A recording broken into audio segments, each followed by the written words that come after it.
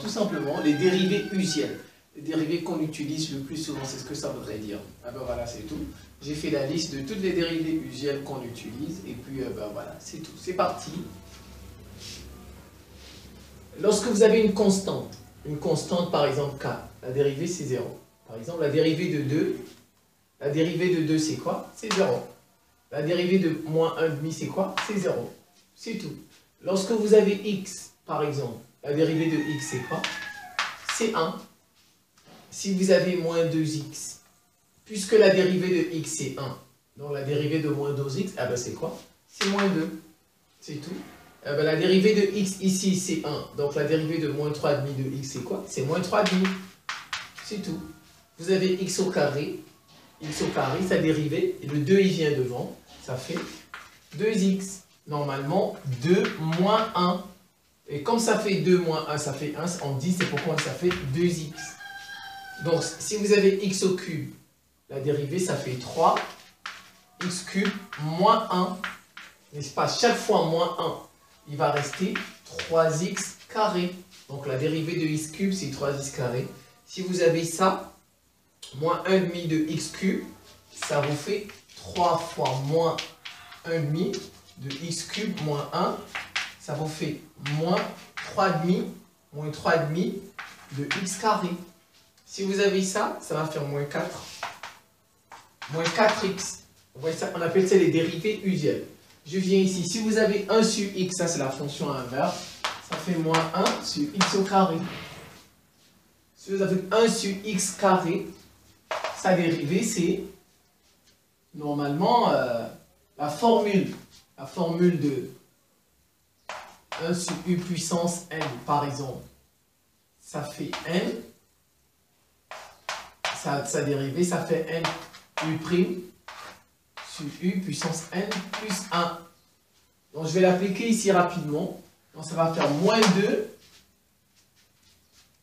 vous voyez, n, u'. La dérivée de x, c'est 1. Fois 1 sur x2 plus 1. Voilà, ça va faire moins 2 sur x puissance 3. Voilà, c'est tout. Si j'ai moins 1 sur x cube, je fais la même chose. Regardez. Ça va faire moins 1 fois 1 sur x cube. Vous voyez, j'ai partagé et je retrouve cette forme. Celle-là. Et maintenant, vous pouvez la dériver. Ici, c'est la même chose, mais sauf que c'est puissance 3. Donc, ça va donner... Sa dérivée va me donner moins 1 fois moins 3. La dérivée de x, c'est 1 fois 1 sur x puissance 4.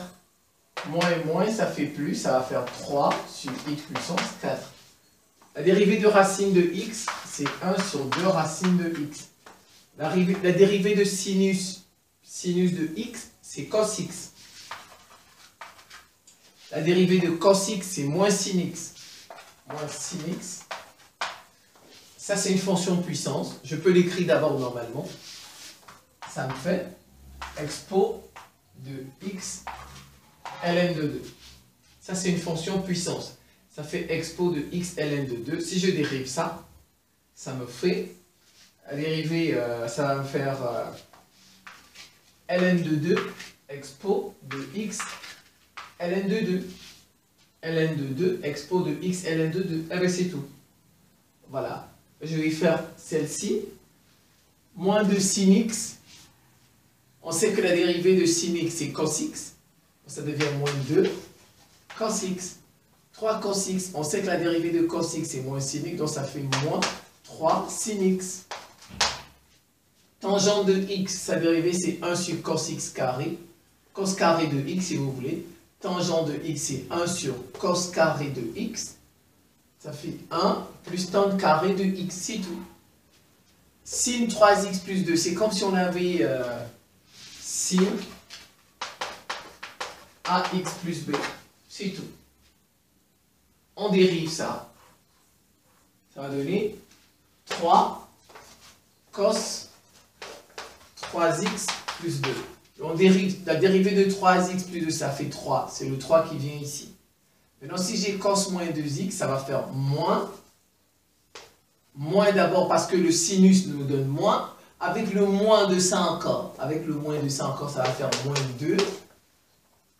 Sin moins 2x plus 1. Donc ça donne finalement 2 sinus de moins 2x plus 1. Tangente de 2x plus 4, c'est ça. C'est 1 plus tangente carré de 2x plus 4, c'est tout. Expo de x, c'est expo de x. Ln de x, c'est 1 sur x. Log de x, c'est 1 sur x log ln de 10. Voilà. Parce que le logarithme décimal, c'est la base 10. Donc c'est 1 sur x ln de 10. Voilà, donc vous revoyez tout ça tranquillement.